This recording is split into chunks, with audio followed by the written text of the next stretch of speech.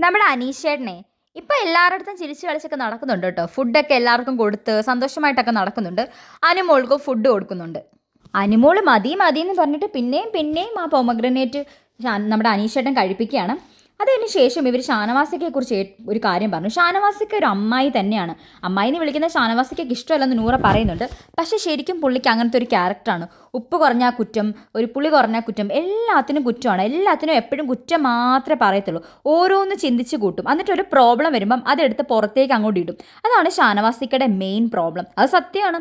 ഇപ്പോൾ ആരിപ്പോൾ ഷാനവാസിക്കായിട്ട് ചെറിയൊരു കാര്യം പറഞ്ഞാലും പുള്ളി മറക്കത്തില്ല. അക്ബറിനോടാണ് ഏറ്റവും കൂടുതൽ ദേഷ്യം. അക്ബറിനെ കുറ്റം പറഞ്ഞുകൊണ്ടാണ് എപ്പോഴും നടക്കുന്നത്.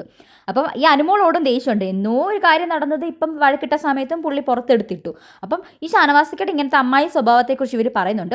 അതിനുശേഷം ഇവരുടെ വഴക്കിനെക്കുറിച്ച് ഇവർ പറയും. ഞങ്ങൾ നിന്നെ മനഃപൂർവ്വം വേദനിപ്പിക്കാൻ വേണ്ടി കുത്തി നോവിക്കാൻ വേണ്ടി പറഞ്ഞതാണ്, അതിനൊക്കെ സോറിയൊക്കെ പരസ്പരം ചോദിക്കുന്നുണ്ട്. അനുമോൾ പറയാണ്, നിങ്ങളില്ലെങ്കിലും എനിക്ക് കുഴപ്പമില്ല, ഞാനിവിടെ നിന്നേനെ, പക്ഷേ ഈ ഒരു പ്രശ്നം വന്നപ്പോൾ എനിക്ക് നിങ്ങളോടെങ്കിലും പറയണ്ടേ, അങ്ങനെയാണ് ഞാൻ നിങ്ങളോട് മിണ്ടിയത്. അതേപോലെ തന്നെ ഞാനിവിടെ നിങ്ങളോട് പുറത്തിറങ്ങുമ്പോഴായിരുന്നു ശരിക്കും മിണ്ടാനിരുന്നത്. ഇവിടെ ആരെയും ബോധിപ്പിക്കാൻ വേണ്ടി മിണ്ടേണ്ട കാര്യമൊന്നുമില്ലല്ലോ എന്നുള്ള രീതിയിൽ അനുമോൾ പറയുന്നുണ്ട്.